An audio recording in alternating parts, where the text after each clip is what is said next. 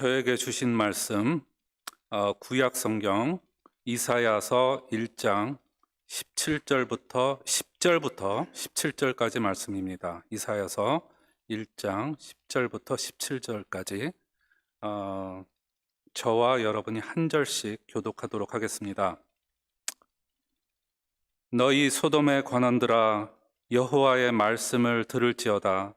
너희 고모라의 백성아 우리 하나님의 법에 귀를 기울일지어다.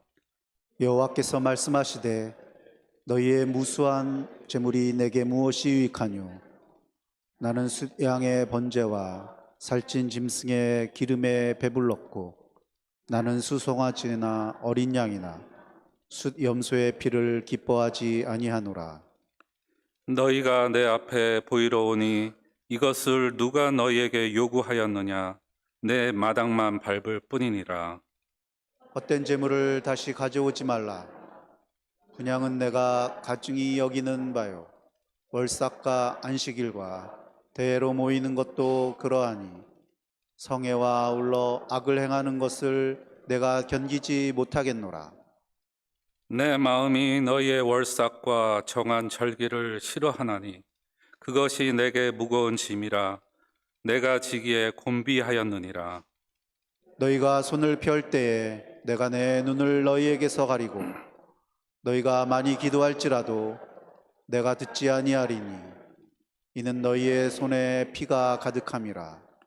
너희는 스스로 씻으며 스스로 깨끗하게 하여 내 목전에서 너희 악한 행실을 버리며 행악을 그치고 선악을 배우며 정의를 구하며 학대받는 자를 도와주며 고아를 위하여 신원하여 과부를 위하여 변호하라 하셨느니라. 아멘. 아멘.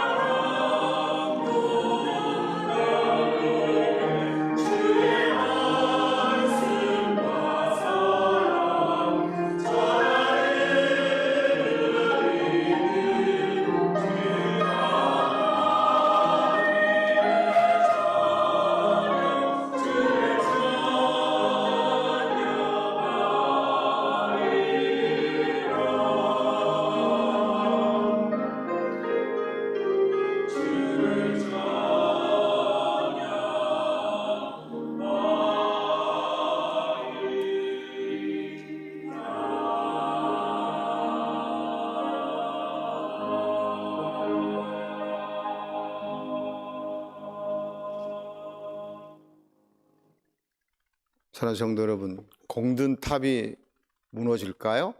공든탑이 무너지랴 그런 우리 속담이 있는데 무너질 것 같습니까?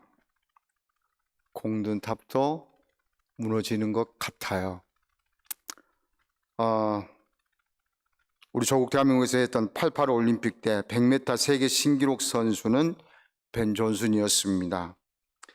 금메달을 목에 건 지 3일 만에 박탈당했습니다. 약물 반응이 나왔다는 겁니다. 8년 후에 그 벤 존슨이 당시의 상황을 인터뷰했는데 이렇게 말했습니다. 경쟁자였던 칼 루이스의 친구와 맥주를 마셨는데 그 친구가 음해하기 위해서 꾸민 것이었다. 만약 그랬다면 평생 올림픽에서 금메달을 목표로 운동했을 텐데 얼마나 억울하겠습니까? 억울하기만 할까요? 평생 후회했을 것입니다. 알았더라면 그러면서 안 마셨어야 하는데 그때 누군가가 가르쳐만 줬더라도 이런 후회 안 할 텐데 하면서 그러나 몰라서 한 것이지만 결과는 너무 냉혹하다는 겁니다. 우리에게는 당연히 그런 일이 있어서는 안 되겠지요. 사업하시는 분들 사업 잘 되셔야 되고요. 우리 자녀들 하나님 맡겨주신 자녀들 잘 양육해야 합니다. 우리의 건강 잘 관리해야 합니다. 모든 것이 잘 되어야 하고 성공하셔야 합니다. 꼭 필요한 것, 중요한 것일수록 더욱 그래 해야 되지요. 그런 면에서 혹 다른 것도 그렇겠지만 이것만큼은 절대 그런 일이 있어서는 안 될 것이 있습니다. 하나님께 드리는 예배입니다. 우리가 살아 숨쉬는 동안 계속해서 예배를 드립니다. 우리가 많은 시간 예배를 드리는데요. 요즘 100세 시대라고 말합니다. 성경에 보면 모세가 시편 90편에 우리의 연수가 70이여 강건하면 80이라고 했습니다. 80년 계산해서 주일에 봤더니 4160회더라고요. 수요일까지 하면 2배가 되어지고 또 다른 또 새벽 예배하면 무수히 많은 수의 예배입니다. 만약 이 긴 시간 했던 행위가 하나님께 영광이 되지 않냐고 우리의 복이 되지 않고 유익이 되지 않는다면 얼마나 억울하겠습니까? 이거야말로 공든탑이 무너지는 거지요. 저는 야고보가 행함이 없는 믿음은 죽은 믿음이라고 해서 행함이 있으면 다 되는 건 줄 알았습니다. 잘하는 것인 줄 알았거든요. 믿으니까. 그런데 그것만은 아니더라는 것입니다. 행함이 있어도 아니다라고 말씀하시더라고요. 보실까요? 고린도전서 13장 말씀입니다. 우리 한번 같이 읽어보실까요? 내가 내게 있는 모든 것으로 구제하고 내 몸을 불사르게 내어줄지라도 뭐가 없으면? 사랑이 없으면. 사랑이 없는 행함은 여러분 아무것도 아니라는 거거든요. 자, 오늘 말씀을 통해서 우리가 한번 같이 볼 텐데 사랑이 없으면 내게 아무 유익이 없느니라 말씀합니다. 특별히 예배에 있어서는 더욱 그럽니다. 오늘 본문은 그것을 우리에게 확인시켜주고 있습니다. 본문에서 이스라엘 백성들은 안식일, 월삭, 절기, 대회 모두 모여서 제사를 드렸습니다. 그들은 그때에 빈손으로 나오지 않았습니다. 각자에 맞게 재물을 가지고 왔습니다. 열심히 부르짖었습니다. 하나님께 정해주신 것으로 하나님께 제사를 드립니다. 그 제사를 드리는 이스라엘 민족에게 하나님께서 하신 말씀이 무엇이었습니까? 내가 너로 인하여 기쁘다. 내가 너희가 드리는 제사로 영광을 받는다 그러시면서 내가 너희에게 복을 주겠다 그러셔야 되잖아요. 그런데 오늘 우리가 함께 했던 본문 말씀, 하나님은 뭐라고 말씀합니까? 복과 전혀 관계없는 말씀을 하십니다. 긍정보다는 부정의 말씀을 하십니다. 무엇이 유익하냐? 기뻐하지 아니하노라. 누가 요구하였느냐? 마당만 밟을 뿐이니라. 견디지 못하겠노라. 무거운 짐이라 내가 지기에 곤비하였노라. 내가 눈을 가리우고 내가 듣지 아니하고 싫어하나니 악행을 그치고 등등 계속적으로 부정과 저주와 책망의 말씀을 하십니다. 왜 그럴까요? 이사야 선지자를 통해서 이 백성은 내가 나를 위하여 지었나니 나의 찬송을 하게 하려 함이라고 말씀하신 그 하나님께서 제사를 드리는 그들에게 하시는 말씀이 너무 무시무시한 말씀입니다. 하나님께서 원하시는 모습의 제사가 아니었기 때문입니다. 주석가 베이컨은 그의 주석에서 하나님께서는 그의 자녀들이 하나로 연합하여 하나님께 대한 그들의 공통적인 감사와 신뢰와 사랑을 표현할 때 아버지가 지니는 기쁜 마음으로 그들에게 귀를 기울이신다. 하나님께 대한 인간의 예배는 하나님께 대한 천사들의 예배와 비교해 볼 때 매우 빈약하고 불완전하다. 즉 하나님께 대한 천사들의 예배가 금이나 은으로 만들어진 거룩한 잔이라고 할 때 하나님께 대한 인간의 예배는 하찮은 질그릇에 불과할 뿐이다 라고 말하면서 사람이 드리는 예배는 하나님의 거룩하신 뜻이나 기쁨에 대한 실질적인 관심 없이도 준수되고 드려질 수 있다. 예배는 하나님과 인간 사이를 한층 더 멀리 떼어놓을 수도 있다. 예배는 예배에 참석하는 자에게 저주가 될 수도 있다. 즉 예배는 이스라엘의 거룩하신 분께 대한 서글픈 공격이 될 수도 있는 것이다 라고 말하고 있습니다. 실로 충격이 아닐 수 없습니다. 만약 우리가 드리는 예배가 이렇게 판명된다면 얼마나 억울하겠느냐는 것입니다.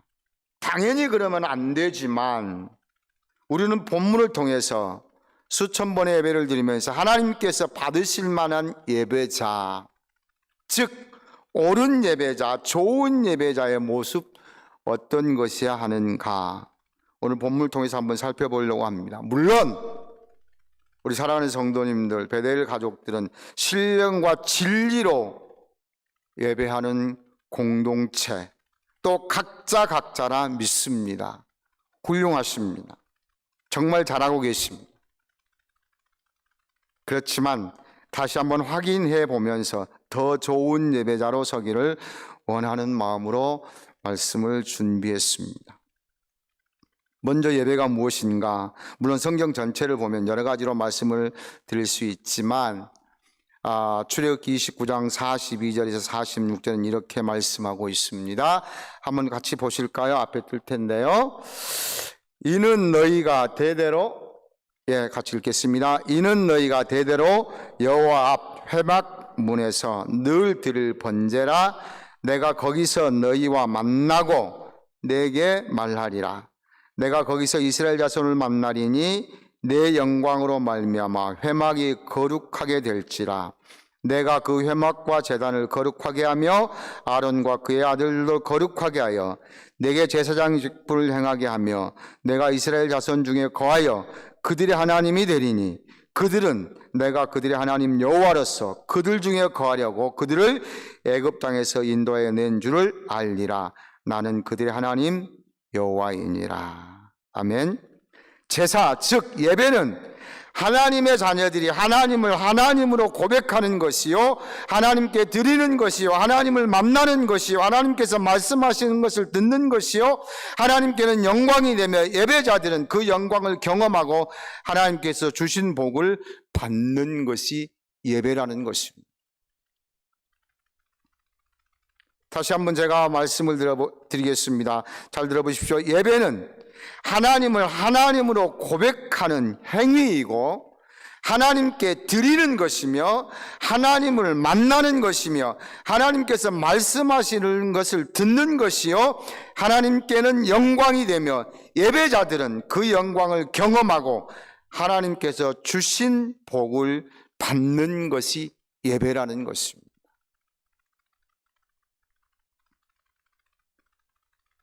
신학자 월리망 템플은 이렇게 말했습니다. 예배란 하나님의 거룩하심으로 인해 양심의 찔리움을 받고 하나님의 뜻에 의지를 굴복시키는 것이다.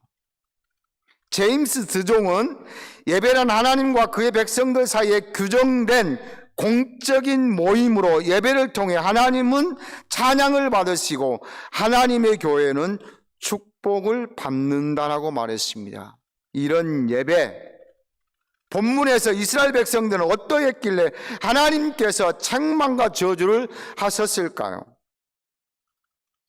오늘 이사야 선지자를 통해서 이스라엘 백성들이 드린 제사는 어떤 제사였냐를 보면서 부정적인 제사였으므로 우리는 그런 예배를 드리지 않으면 바른 예배자로 하나님께서 받으실 만한 예배자가 되리라 생각됩니다. 그럼 이스라엘 백성들이 제사는 어떤 제사였을까요? 무엇이 문제였을까요? 진정성입니다. 형식적인 제사를 드렸다는 말씀입니다. 다시 말하면 아무 의미를 부여하지 않는 마당만 밟을 뿐인 제사. 하나님께서 그렇게 말씀하고 계시잖아요. 마당만 밟는다. 교회 의자만 데우는 그런 예배라고 표현하면 어떨까요? 여호와께서 말씀하시되 오늘 본문에 너희의 무수한 재물이 내게 무엇이 유익하냐라고 말씀합니다.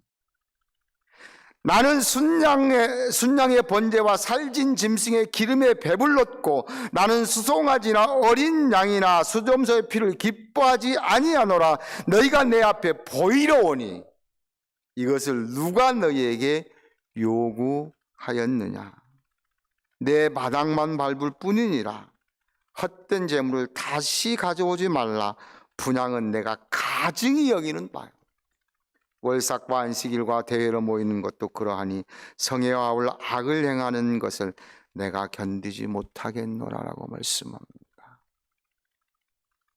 무슨 말씀인가요? 내가 원하는 것은 이 재물이 아니라는 것입니다. 너희가 오는 것만으로 만족하지 않으신다는 것입니다. 기쁨이 없이 행하는 것은 아니라는 것입니다. 영 죽었던 나를 구원해 주신 하나님이 원하시는 제사는, 즉 예배는 껍데기만 오는 그런 예배자가 아니라는 것입니다. 인격적인 만남을 원하고 계십니다. 진심으로 나의 통치자이시며 나의 구원자이시며 나의 주인이신 것을 고백하는 것입니다. 아니, 당신은 나의 전부이십니다라고 하는 것을 고백하기를 원하시고 계신다는 말씀입니다. 제사는 왜 드리나요? 누가 드리나요? 하나님 앞에 드리는 이 예배는 왜 드립니까? 누가 드립니까? 하나님과 관계가 있는 사람들이 드리는 것이 예배 아닙니까? 무슨 관계요? 죄로 인해 죽었던 나를 위해 예수님을 보내시고 십자가에서 죽게 하셔서 내 죄를 용서해 주시고 나를 천국 백성 삼아 주신 하나님의 은혜, 믿고 감사하는 사람, 그 성도가 그 구원의 감격 때문에 기쁨으로 내 자신을 드리는 것이 예배라는 말씀입니다. 그렇다면 당연히 기쁜 마음으로 드려야지요. 그런데 그들은 기쁨도 없어요. 기대도 없어요. 물론 와 있지만 마음은, 생각은 다른 데 있어요. 마치 이렇습니다. 아모스 기자는 아모스 8장 5절 말씀에 너희가 이르기를 월삭이 언제 지나며 우리가 곡식을 팔며 안식일이 언제 지나서 우리가 미를 내게 할고 예발을 적게 하고 세계를 크게 하여 거짓 서울을 속이며 거짓 저울로 속이며 몸은 와 있지만 마음은 어디에요? 콩밭에 가 있어요. 예배를 무엇이라고 했습니까? 하나님과 만나고 하나님이 말씀하신 것을 듣고 제물을 하나님께 드리는 것이 예배라고 말씀을 드렸습니다. 구원자이시며 통치자이신 나의 전부이신 하나님을 뵙고 그분의 말씀을 듣는데 여러분 기대가 안 될 수가 없지요. 흥분이 안 될 수가 없지요. 그러나 그들은 그렇지 않았습니다. 기쁨이 없습니다. 뭐가 잘못이지요? 하나님이 너무 이기적이신가요? 아니면 그들의 고백이 잘못되었을까요? 너희가 내 앞에 보이러 오니 내 마당만 밟을 뿐이라. 한국에서 섬기던 교회 성도님의 아들이 잘못을 해서 감옥에 갇혔을 때 면회를 한번 간 적이 있습니다. 거기서 새삼 느낀 것은 자유였습니다. 그 형제 1년 만에 만료돼서 나왔는데요. 세상 감옥은 다 나옵니다. 여러분, 지옥은 어떤가요? 죄의 모든 것은 속박합니다. 죄에서 자유를 얻게 함은 보혈의 능력, 주의 보혈, 정결한 마음을 얻게 하니 참 놀라운 능력이로다. 이 구원의 감격으로 드려야 할 것이 예배라는 말씀입니다.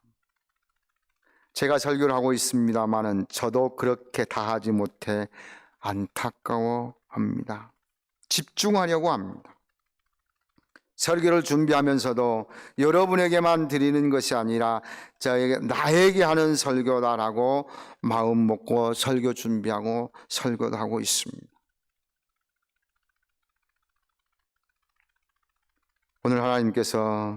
오늘 참석하면, 예배에 참석하면 하나님께서 내게 뭐라고 말씀하실까? 여러분 기대도 하십시오. 그러나 때로는 말씀 들으실 때 은혜가 안 될 수도 있습니다. 아픈 내 마음을 찌르는 가시 같을 수도 있기 때문입니다. 그러나 하나님의 말씀이라면 당연히 달게 받아야 되지 않겠습니까? 그것이 좋은 예배자의 자세입니다. 여러분, 그러므로 말씀 들으실 때, 설교 들으실 때 절대로 시험 들었다 하지 마세요. 하나님께서 그 부분을 터치하시려고 하실지도 모르잖아요. 내 앞에 보이러 오지 말라 하십니다. 출석 체크가 아니라는 것입니다. 김남준 목사는 예배의 감격에 빠지라는 책에서 이런 식의 출석 체크하러 오는 예배자들을 민방위식 교인이다라고 했습니다. 우리 대한민국 조국에서 민방위 받아보신 분들은 아실 것입니다. 교육받으면 대개 다 4시간짜리 강의식 훈련입니다. 근데 안 가면 50%가 늘어나서 6시간 받아야 됩니다. 그래도 안 가면 고발당합니다. 그러니까 참석은 해야 되는데 참석할 때 대개 다 모습이 그렇습니다. 옷 좀 두껍게 입고 구청 직원에게 뺏길까 봐 속 호주머니에 깊숙이 신문 구겨놓고 참가합니다. 훈련 주제가 무엇인지, 강사가 누군지 전혀 신경 안 씁니다. 졸다, 신문보다 끝났다 하면 툭툭 털고 일어나 참가증에 도장 받으면 끝납니다.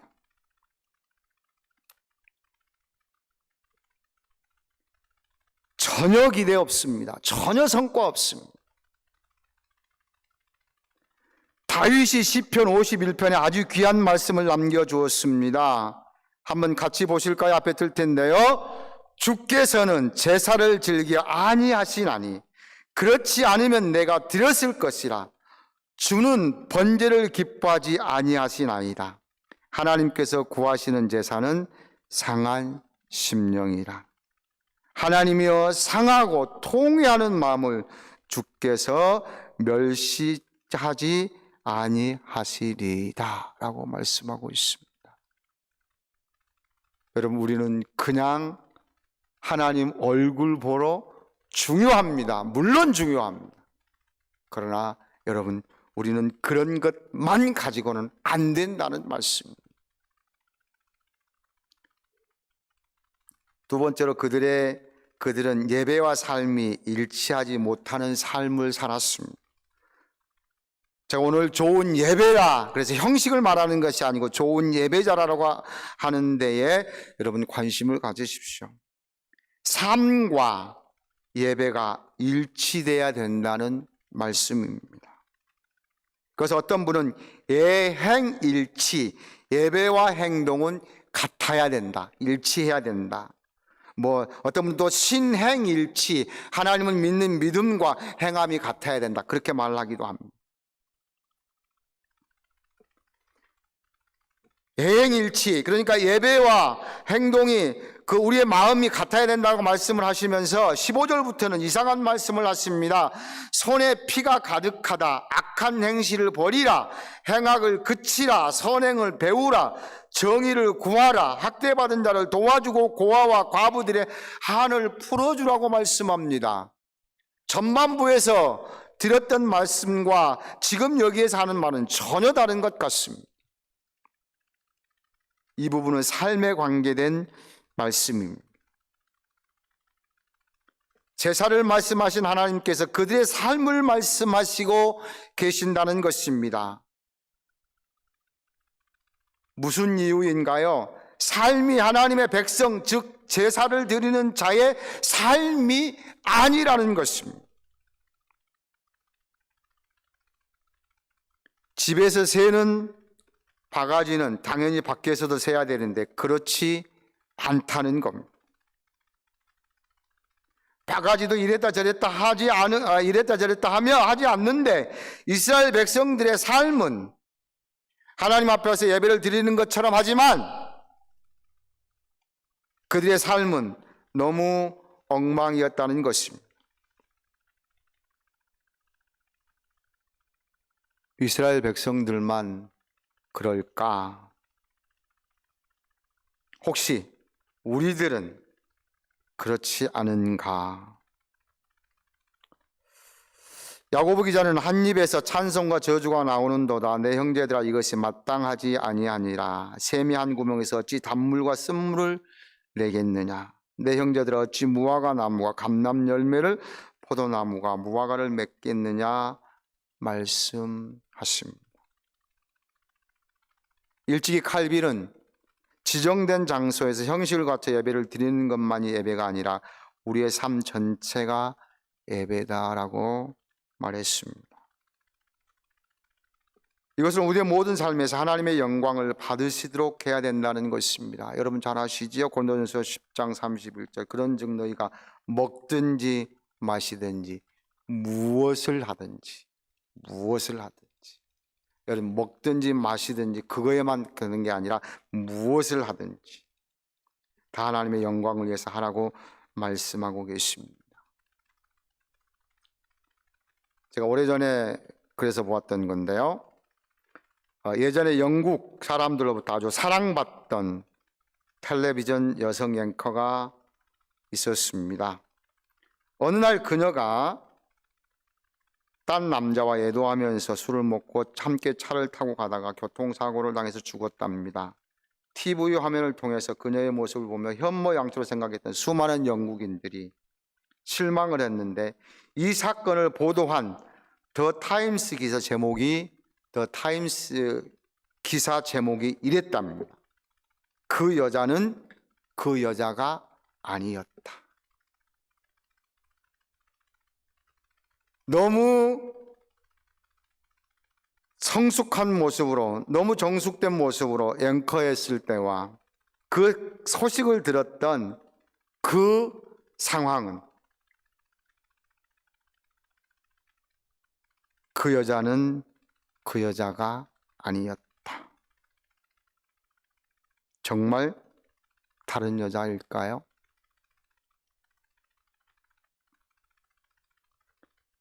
어떤 목사가 교회에서 늦게 기도를 하고 있는데 아마 교회에서 그 사택이 가까웠나 봅니다.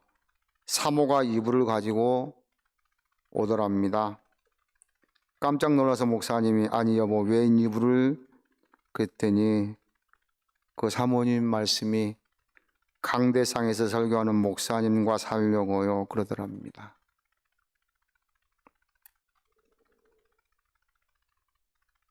비록 그 여자만 이 목사만 그럴까요?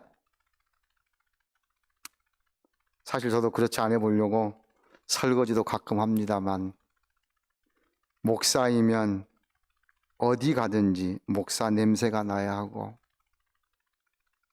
교회 장로님이면 장로님 품위가 어디서든지 있어야 하고 권사님이면 권사님 향기가 나야 하고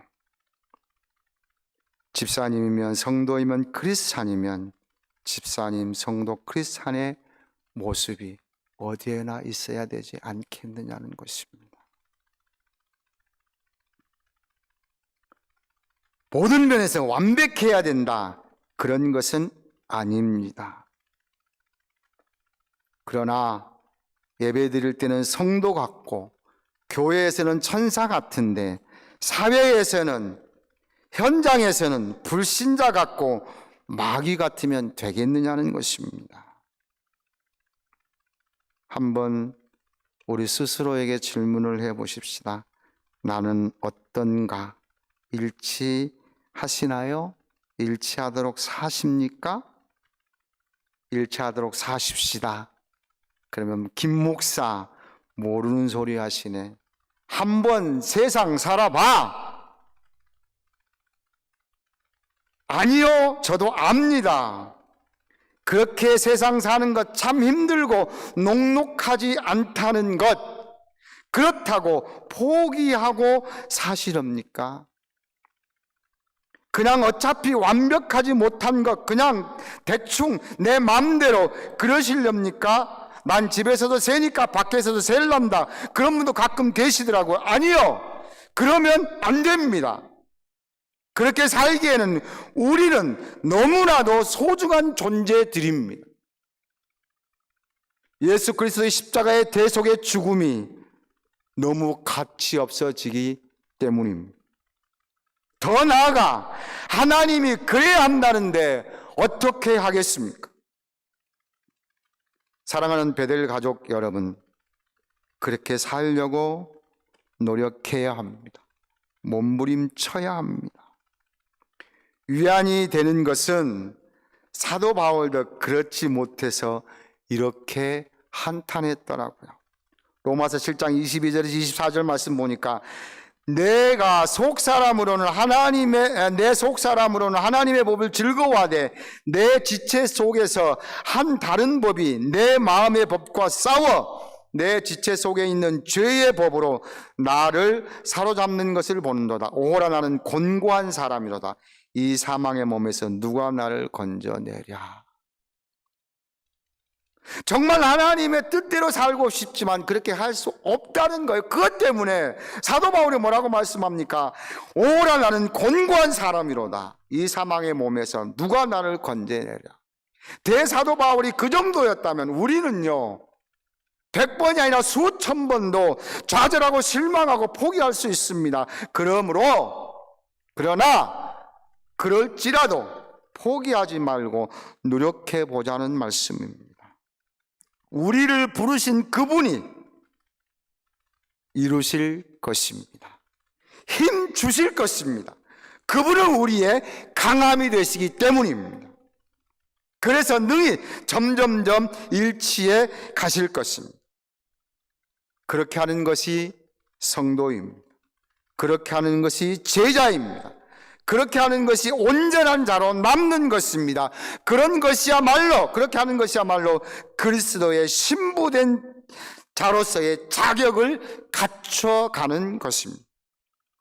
어떤 유혹도 이겨내시고 바른 예배자의 모습, 바른 예배자로 존재하셔야 합니다. 일치하는 삶 사셔야 합니다. 살면서 내가 하는 것, 세상 살아가면서 내가 하는 것 조금만 잘해보려고 해도 많은 것 절제하고 힘과 정성 쏟아야 합니다.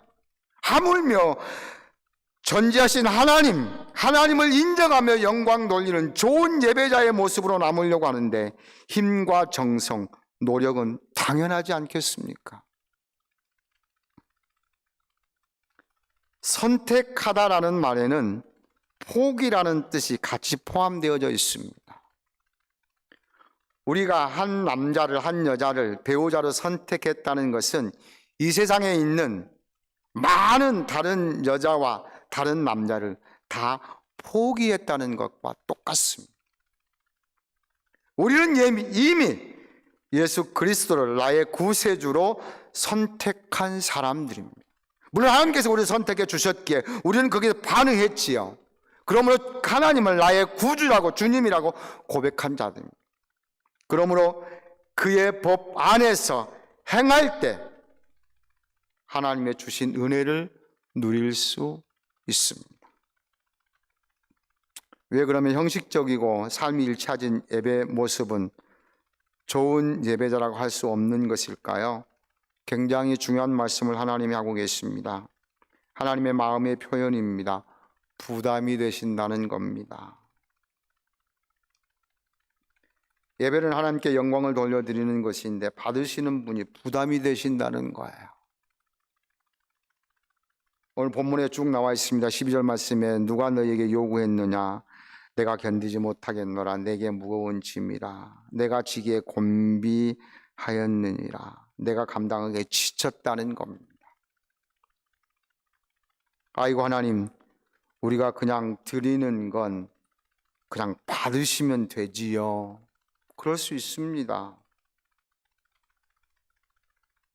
그런데 왜 부담이 되실까요? 싫은데 계속 받으라니까 부담이 되는 거지요. 우리가 먹기 싫은 거 계속 먹으라면 고역 아닙니까? 그런데 제가 왜 하나님께서 부담이 되실까?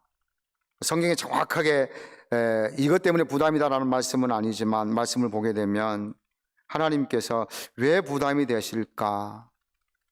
그런 생각을 제가 설교를 준비하면서 묵상해 보았습니다. 그랬더니 하나님께서 공의를 행하시기가 어렵다는 것입니다. 하나님의 공의를 실천하시기가.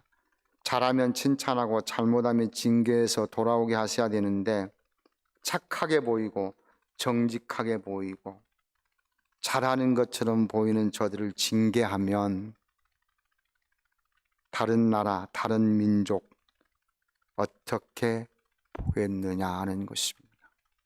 출애굽한 이스라엘 백성들을 금송아지를 만들 때 하나님께서 징벌하시지 않은 이유 가운데 하나가 이 때문입니다. 하나님께서 징계하시겠다고 하실 때 모세가 하나님의 능력이 없으셔서 저들을 가나안 땅에 못 들여보내시고 광야에서 다 죽였다. 다른 민족들이 그럴 겁니다. 그러니 하나님 용서해 주세요라고 기도합니다. 그럴 때 하나님이 기도를 들으시고 뜻을 돌이키셨다라고 모세는 기록하고 있습니다. 물론 여러분, 어려움이, 우리에게 오는 어떤 시련이 잘못된 것 때문에 왔다라고 하는 건 결단코 아닙니다. 아니요, 그럴 수도 있을지 모르지만 하나님은 그렇지 않다고 말씀하고 계시거든요. 그런데 우리에게는 죄성이 있게 그렇게 판단하지요. 주일을 꼬박꼬박 잘 지키고 교회 일 열심히 헌신하면서 봉사 잘하고 목사님 잘 섬기고 헌금까지 잘하는 직분자가 어려움 당해봐요. 잘 믿는 것 같더니 그렇지 못했나 봐. 우리가 모르는 것이 있었나? 그렇게 말하는 분들 가끔 들어봅니다. 세상 사람들도 그럽니다. 예수 유별나게 믿더니 꼴 좋다. 잘 믿어도 별 볼 일 없네. 그럴 수 있고요. 핍박하는 시어머니 같으면 당장 그만 다녀라 할 것이고요. 이렇게 될 때 하나님께서 사랑하는 자녀들의 마음에 상처잖아요. 그러니 하나님께서 이러시지도 못하시고 저러시지도 못하시니 부담이라는 것입니다. 왜 부담이지요? 예배는 하나님의 은혜가 임하는 기능이 있는데 하나님의 은혜가 임할 수 없기 때문입니다. 15절 말씀에 너희가 손을 펼 때 내가 눈을 가리고 너희가 많이 기도할지라도 내가 듣지 아니하리라 라고 말씀하고 계십니다. 예배를 드리는 자들이 기도하는데 응답을 해 주실 수가 없다는 거예요. 그래서 안 해주시는 게 부담이라는 겁니다. 아니 그냥 주시면 되지. 조금 전에 말씀드렸던 것처럼 그럴 수도 있잖아요. 그러나 그것은 독이 될 수도 있습니다. 그 길로 계속 가게 되거든요. 2주 전 설교할 때 제가 자르나 우르나 치우치지 말자고 했습니다. 사실 우리는 어려움이 없으면 가던 길을 멈춰서 뒤를 돌아보지 않고 계속 직진하거든요.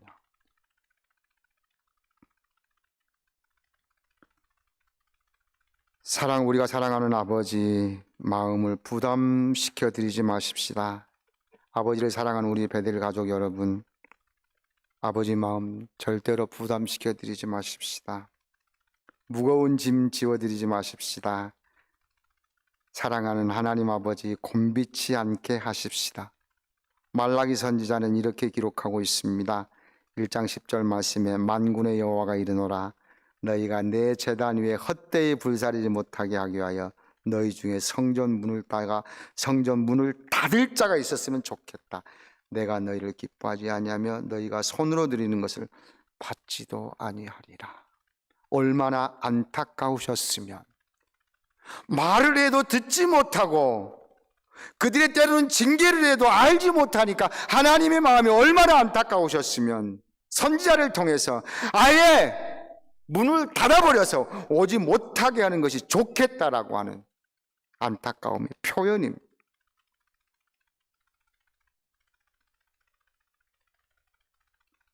내가 너의 드리는 예배를 통해서 제사를 통해서 내 마음이 기뻐 감출 수 없을 만큼 기쁘다라고 하는